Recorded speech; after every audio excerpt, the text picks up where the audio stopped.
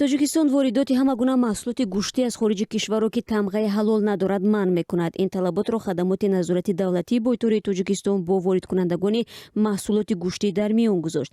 Тоҷи Бегноров, муовини раиси Хадамоти назорати давлатии бойтории Тоҷикистон, рӯзи 27 январ дар суҳбат бо радиозудӣ гуфт, ки минбаъд ширкатҳои хориҷӣ танҳо дар сурати дарёфти аккредитатсияи мақомоти Тоҷикистон метавонанд ба кишвар маҳсулот биёранд. Ӯ гуфт, талаби тамғаи ҳалол аз маҳсулоти хориҷӣ ба он хотир аст, ки бахши умдаи мардуми Тоҷикистон маҳсулоти ҳалол истеъмол мекунанд ва аз гӯшти ҳайвоне ки дар шароити ғайри ин забт шудааст нороҳат мешаванд.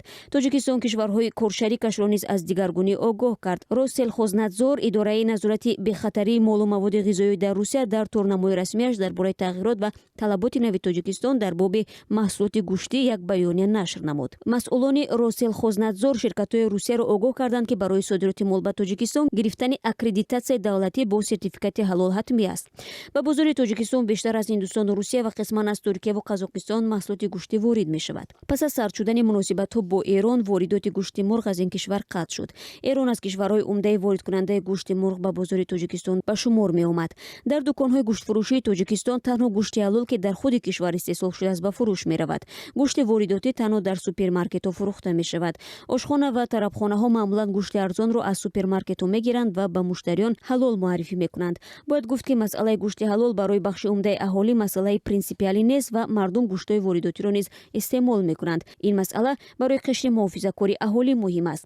Дар саноати хӯрокворӣ, махсусан дар кишварҳое ки сокинонаш аксаран пайрави дини ислом ҳастанд, ҳалол маъруфтарин бренд ба шумор меояд. Дар Русия ва Қазоқистон кумитае бо номи ҳалол вуҷуд дорад, ки дар он кормандон бо шумули рӯҳониён баъди санҷиши шароити забҳи говумол ва тавлиди маҳсулоти гӯштӣ ба ширкатҳо сертификати ҳалол медиҳанд.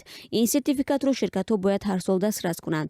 Ин марказҳо маҳсулотеро ҳалол унвон мекунанд, ки дар таркибаш алкоголь, гӯшт ё равғани хук, гӯшти ҳайвоноти дигар надорад ва мол ҳам бо риояи қоидаҳои исломӣ забт шудааст. Дар Тоҷикистон аксарияти муштариён ҳангоми харидории маҳсулоти гӯштӣ, махсусан ҳасиб, аз санаи истеҳсол дида бештар ба ҳалол будан ё набудани он аҳамият медиҳанд. Тоҷикистон соли 2013 меъёри ҳалолро ба расмият шинохт ва соли 2013 идораи Тоҷикстандард меъёрҳои тамғаи ҳалолро таҳия кард. Айни замон як бахши махсусе дар ин дора фаъолият мекунад, ки пас аз санҷиш ба ширкатҳо ва молу маҳсулоти онҳо сертификат ва ё тамғаи ҳалол медиҳад.